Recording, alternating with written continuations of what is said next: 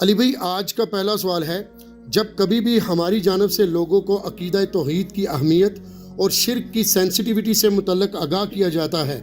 تو بعض لوگ اپنے علماء حضرات کے اکسانے پر صحیح بخاری اور صحیح مسلم کی ایک حدیث کا سہارا لیتے ہیں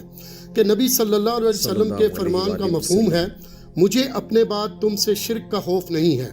اس کے تحت ان کا موقف ہے کہ شرک کو ٹاپک بنا کر گفتگو کرنا ہی فضول کام ہے، نعوذ باللہ۔ پلیز اس حوالے سے علی بھائی کی ڈیٹیل جواب کی ضرورت ہے، جزاک اللہ خیرہ۔ جزاک اللہ خیر و احسن الجزا۔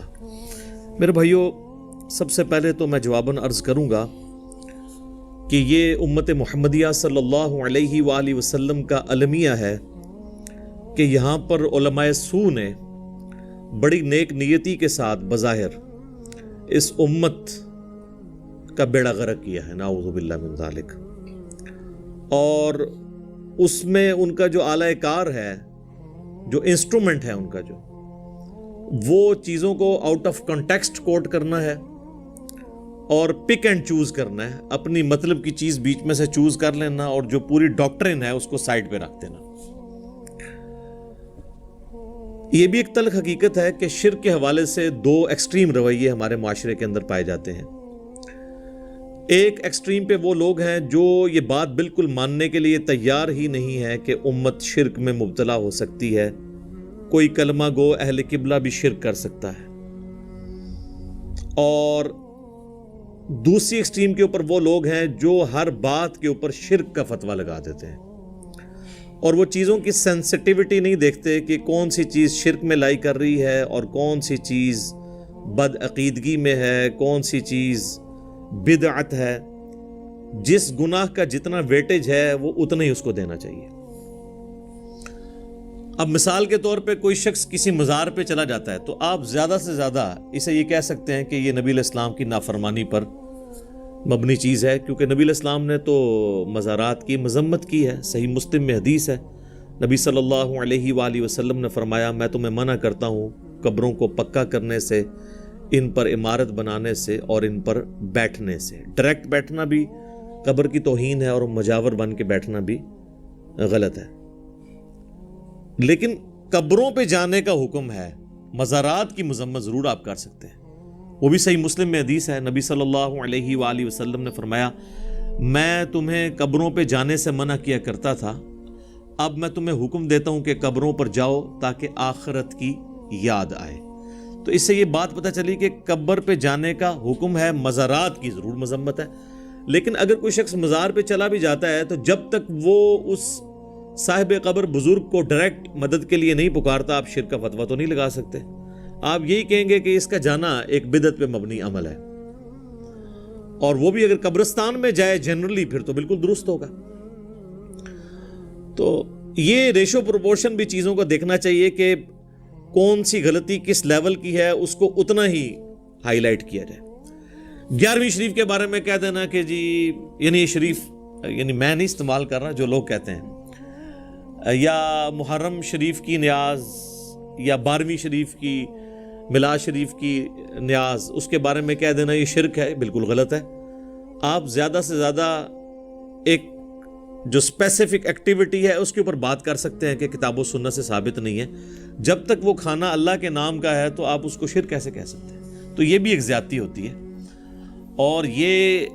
بھی ٹاپک ایسا نہیں کہ اسے ہلکا جانے دیا جائے۔ ایک بڑی ہی الارمنگ حدیث ہے صحیح ابن حبان کے اندر، صحیح سند کے ساتھ، مسند البزار کے اندر بھی موجود ہے، مسند ابی یعلا کے اندر بھی موجود ہے، اور یہ حدیث تفسیر ابن کثیر میں سورۃ الاعراف کی آیت نمبر 175 اور 176 جو بلعم بن بعورہ کے بارے میں ہے، علماء سو کے بارے میں، جو اللہ نے کتے کی مثال بیان کی، اس کی تفسیر میں امام ابن کثیر اس حدیث کو لے کر آئے کہ اس امت میں بھی اس طرح کے علماء سو ہوں گے، بلعم بن بعورہ، کیونکہ اللہ تعالیٰ نے اس آیت میں فرمایا نا کہ ہم نے اسے علم دیا تھا اور ہم چاہتے تو اس علم سے اس کے درجات بلند کر سکتے تھے، لیکن وہ خود ہی پستی میں گر گیا، اور اب اس کی مثال ایسی ہے جیسا کہ ایک کتا، اس پہ کوئی بوجھ ڈالا جائے تب بھی زبان باہر نکال کر ہاں پہ، اور نہ ڈالا جائے تب بھی ہاں پہ۔ تو یہ مثال اللہ تعالیٰ نے کتے کی مثال بیان کی ایک عالم سو کے بارے میں. تو اسی لیے پھر امام ابن کثیر اس کانٹیکسٹ میں یہ صحیح ابن حبان کی حدیث لے کر آئے. اس حدیث کے الفاظ یہ ہیں کہ اللہ کے محبوب صلی اللہ علیہ وآلہ وسلم نے فرمایا، حذیفہ ابن یمان رازدار رسول روایت کرتے ہیں صلی اللہ علیہ وآلہ وسلم رضی اللہ تعالی عنہ،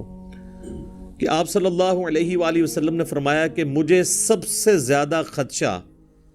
تم میں اس شخص کے بارے میں ہے کہ جو قرآن کا علم حاصل کرے گا حتیٰ کہ اس میں مہارت حاصل کر لے گا، لیکن پھر ایسا کوئی تقدیر کا غلبہ اس کے اوپر ہوگا، یعنی وہ خود پستی میں گرے گا کہ وہ قرآن کے علم کے باوجود اپنے پڑوسی کے اوپر ایک تلوار تان دے گا اور اسے کہے گا کہ تو مشرک ہے، اس پہ شرک کا فتویٰ لگائے گا. تو صحابہ کرام علیہم رضوان نے پوچھا کہ یا رسول اللہ، اس وقت شرک پہ کون ہوگا، دونوں میں سے شرک کے قریب کون ہوگا؟ تو آپ صلی اللہ علیہ وآلہ وسلم نے فرمایا، جو شخص شرک کا فتویٰ لگا رہا ہوگا وہ شرک کے زیادہ قریب ہوگا بنسبت اس کے کہ جس پہ لگا رہا ہوگا. یہ نہیں ہے کہ جس پہ لگا رہا ہے وہ مشرک ہوگا، یہ عربی کا ایک محاورہ ہے کہ وہ شرک کے قریب ہوگا. جس طرح یہ صحیح مسلم میں بھی حدیث ہے نا کہ جو خوارج ہیں ان کے خلاف قتال وہ گروہ کرے گا جو اقرب الی الحق ہوگا، حق کے قریب ہوگا. مراد یہ نہیں کہ دوسرا بھی حق پر ہوگا، کیونکہ وہ تو علیحدہ سے حدیث صحیح بخاری میں موجود ہے 2812، عمار کو ایک باغی جماعت قتل کرے گی، عمار ان کو اللہ اور جنت کی طرف بلائے گا، وہ جماعت دوزخ کی طرف بلائے گی. جو جماعت دوزخ کی طرف بلا رہی ہو وہ تھوڑی سی حق پہ بھی کیسے ہو سکتی ہے؟ تو یہ عربی کا محاورہ ہے. سورہ آل عمران میں بھی اس کی ایک مثال موجود ہے کہ اللہ تعالیٰ نے منافقین کے بارے میں فرمایا، جب غزوہ احد کے موقع پر وہ نبی علیہ السلام کو چھوڑ کے چلے گئے تو آپ علیہ السلام کے ساتھ جو یہ غداری کی وہ قانوناً تو مسلمان ہی تھے، قانوناً تو اصحابی تھے جب تک وہ نکلے نہیں تھے. تو اللہ تعالیٰ نے فرمایا کہ وہ اس دن ایمان سے زیادہ کفر کے قریب تھے. اس کا یہ مطلب نہیں کہ وہ مومن بھی تھے اور کافر بھی تھے، یہ عربی کا محاورہ ہے، اس لیے میں نے یہ ساتھ کلیئر کر دیا. تو وہ اس حدیث میں ابن حبان کی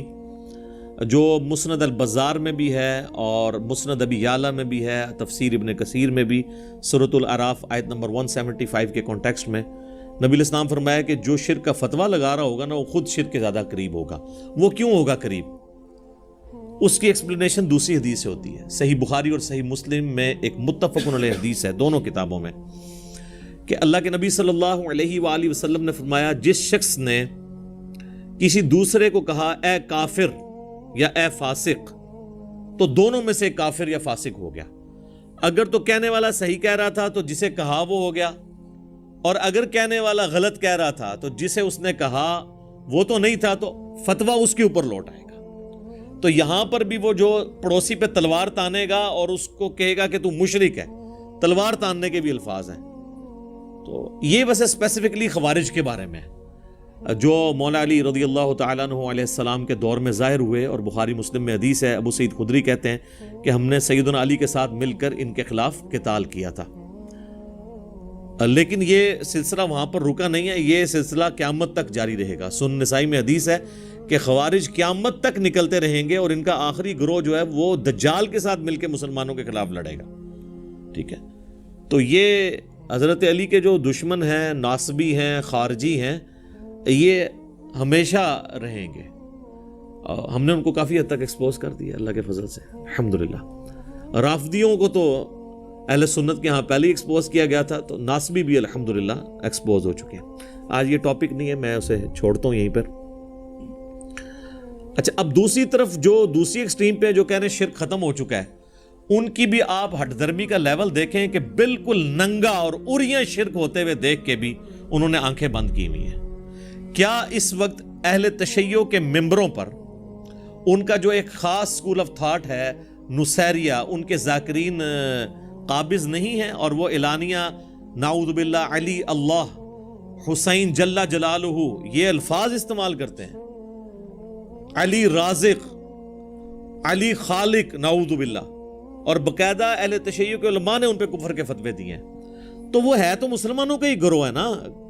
یہودی عیسائیوں میں سے تو نہیں وہ آئے، مسلمانوں کا ہی گروہ ہے. تو کلمہ گو بھی ہے، اللہ کے نبی علیہ السلام کو بھی آخری پیغمبر مان رہا ہے، اس کے باوجود سیدنا علی کے بارے میں بھی اس طرح کی بات کر کے، تو وہ کلمہ گو مشرک کیا وہ نہیں ہے؟ اہل تشیع خود مانتے ہیں کہ ہاں جی ہماری صفوں میں کلمہ گو مشرک موجود ہیں۔ سید جواد نقوی صاحب نے باقاعدہ کہا ہے کہ اعلانیہ شرک ہے، تو وہ کلمہ گو مشرک ہے نا، ان کو آپ کافر مشرک تو نہیں کہیں گے۔ کافر مشرک تو ہوں گے یہودی، عیسائی، ہندو، بدھسٹ، یہ تو کلمہ گو مشرک ہے نا۔ اور اہل سنت کے ہاں بھی صوفیاء کے اندر پہلے تو یہ طبقہ بہت بڑے لیول پہ تھا، ابھی بھی اس کی باقیات جو ہے وہ جاہل صوفیاء کے اندر موجود ہیں، حلولیہ، جن کا یہ عقیدہ ہے کہ اللہ تعالیٰ انسان کے اندر حلول کر جاتا ہے، نعوذ باللہ من ذالک۔ اور یہ اتنا ایک مانا ہوا عقیدہ ہے صوفیاء کے ہاں کہ تصوف پہ جو پہلی باقاعدہ کتاب لکھی گئی فارسی زبان کے اندر، عربی میں تو اس سے پہلے بھی کتابیں موجود تھیں، فارسی زبان میں کشف المحجوب لکھی گئی، علی بن عثمان حجویری المتوفا 4